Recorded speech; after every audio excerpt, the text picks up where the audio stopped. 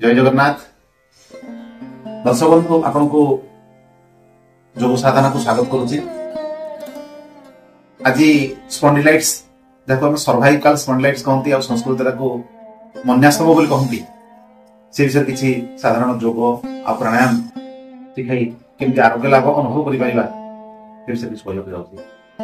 देखो जिते cervical spondylitis होती जो बेक संपूर्ण जाम हुए हुए कहीं नेक बेल्ट दे थांती कहीं एठारे स्ट्रेचर दे थांती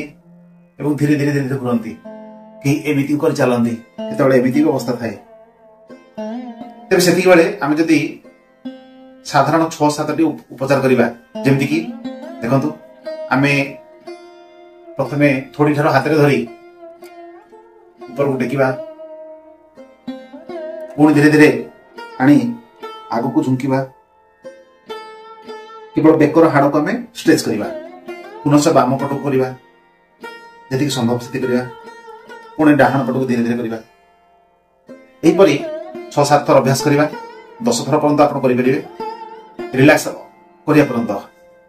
तापरे बेक को धीरे धीरे बाम पट को 5 थर और डाहाण पट को 5 थर कर देखो केमती करूँ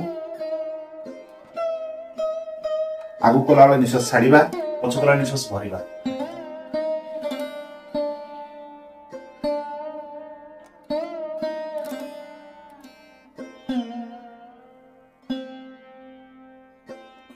जमी अनुभव होती आराम अनुभव करें धीरे धीरे करेंगे पुणी डाहाण पट को पछुखला निश्वास फुल करेंगे आगे निश्वास छाड़े। तृतीय अभ्यास हाथ को इठा रखा पद्मासन बस पारती सुखासन बस पारती कांध को घुरेबा धीरे धीरे धीरे कांध घुरेबा एवं मो कांध फ्री अच्छी तेणु स्पीड कर जिते स्पॉन्डिलाइटिस आप भोगुवे से समय देख जाम थी एत धीरे करेंगे जमी आराम अनुभव करेंगे पुनश्च विपरीत दिगर 8-10 थर करेंगे देखो कांध संकुचित कला निश्वास फुल करेंगे और तौक निश्वास छाड़े तेज जाकि प्रकृत आराम अनुभव करेंगे आउ गए 7-8 थर अभ्यास कर देखो हाथ को नौची कांध पाख रखुची एठारो हाथ को उठेबे नहीं निश्वास नेबे छाड़िबे आगु को निश्वास छाड़िबे पछ को निश्वास भरिबे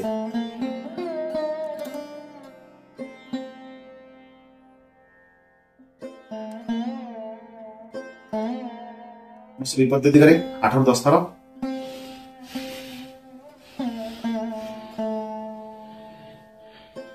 बेस कांध रिलैक्स अनुभव करेंगे आउ रही आपण कंधरासन करेंगे कंधरासन बहुत आराम दे थाए देखो केमी करेंगे तल को शोबे पिठ फाड़ी शो पड़े गोड़ को पिछा टाक आने जी पर्यंत आप हाथ पाइपर हाथ स्पर्श कला निश्वास को छाड़ी आप कौन करेंगे अंटा को ऊपर को टेकिबे जमी कांधटारे संकुचित अनुभव करेंगे होल्ड करी अल्प धीरे धीरे कपालभाति भी करेंगे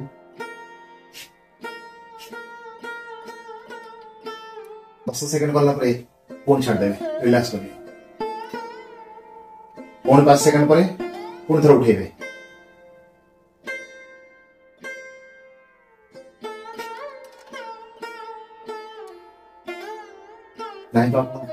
स्वाभाविक भाव निश्वास प्रश्वास फील करते 8-10 थर एवं देखो शोई रही थे जहाँ को आम मेरुदंड चलन कहती बहुत आराम किंतु बहुत लाभकारी अंटा ठारू इच्छा लगी अंटा ठारू मेरुदंड पर्यंत संकुचित करेंगे छाड़े केमती करते देखो हाथ को तले रखिले संकुचित कली पुणी पिठी को छाड़देली पुणी पिठी को संकुचित कली पुणी संकुचित छाड़देली यही 8-10 थर करेंगे संपूर्ण रिलैक्स अनुभव करेंगे किंतु आउ 2टी छिड़ा हुई उपचार करदे देखिए केते आराम अनुभव करते देखो दर्शक बंधु स्पॉन्डिलाइटिस को आराम करने छिड़ा केवल 2टी उपचार करते आ बहुत आरामदायक जमती कि पागल ठियाले हाथ बोली देले एवं कांध को प्रेशर देवे सते जब आप कांध को ठेलुचंती पुणी स्ट्रेस कर देवे ठेलिवे पुणी रिलैक्स हो ठेलिवे पुणी रिलैक्स हो 10 थर आउ कांथ को लेपंती जेंते हमर मां बुढ़ी मां मुझसे कौन करते कांथ को लेपंती एमती सेमती लुंडा दियंती जहाँ कहते एमती हाथ घुरेबे बहुत आराम एपरिकी बाँ हाथ को पुणी करेंगे 8 ରୁ 10 थर एवं पुनः विपरीत दिगरे 8 ରୁ 10 थर पुणी डाहाण हाथ 8 ରୁ 10 थर एवं विपरीत दिगरे 8 ରୁ 10 थर यह स्पॉन्डिलाइटिस बहुत आरामदायक एवं साधारण उपचार दर्शक बंधु आम स्पॉन्डिलाइटिस तो भोगिला समय कौन कौन प्राणायाम और योग कले कौन एक्सरसाइज कले कांथ केमी ठेले आराम अनुभव कले जानले किंतु स्पॉन्डिलाइटिस दूर खाद्यपेय एवं साधारण आम आहार विहार उपर जदि अल्प टिके दृष्टि देवा तेज हमको संपूर्ण निरोग कर दे परिबो जेमति कि अनिद्रा ठारू दूरे रहंतु वायुकारक खाद्य यथा बिरी पिठा इडली किंबा भेंडी पत्रकोबी छणाछणी ये सब ठारू दूरे रहंतु कारण वायु दोष बढ़िले स्पॉन्डिलाइटिस शीघ्र बढ़ी जाए आउटे हला जदि आपण विवाहित तेबे साधारण भाव में निज मन को नहीं जातु एवं संजमता रक्षा करूँ सभा यथासंभव दूरे रुहतु ताहा आम शरीर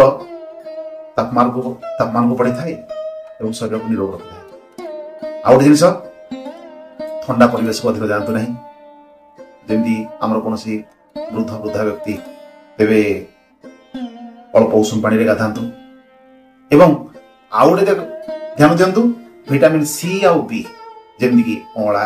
आउ पाचिला कदली सफिशिएंट मात्रा खातु राति शोला बेले भूलिए ना आउ गोटे उपचार करेंगे जहाँकि बहुत आरामदायक से हूँ हलदी शुंठी मेथी आउ अश्वगंधा चूर्ण नियंतु समान समान मात्रा तथा कौन कहली हलदी गुंड पेशा हलदी गुंड हलदी ने किणा हलदी ने पेशा हलदी गुंड शुंठी गुंड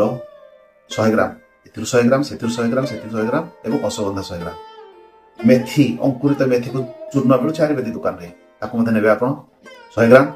एवं अश्वगंधा गुंड 100 ग्राम एकाठी मिसे रखिए और राति गोटे चामच सकाଳେ खाली पेटे गोटे चामच उषुम पानी सहित खाइदेवे देखिए आप गोटे सप्ताह मध्य संपूर्ण आरोग्य अनुभव करेंगे एवं पूरा मुक्त जीवन बंची पारे ठीक अच्छी मुझे केतोटी साधारण उपचार आउ खाद्यर आहार विहार विषय आपको जनइली थे आपणातु एवं तापर अनुभव करंतु जे प्रकृत में आरामदायक हो पारला रही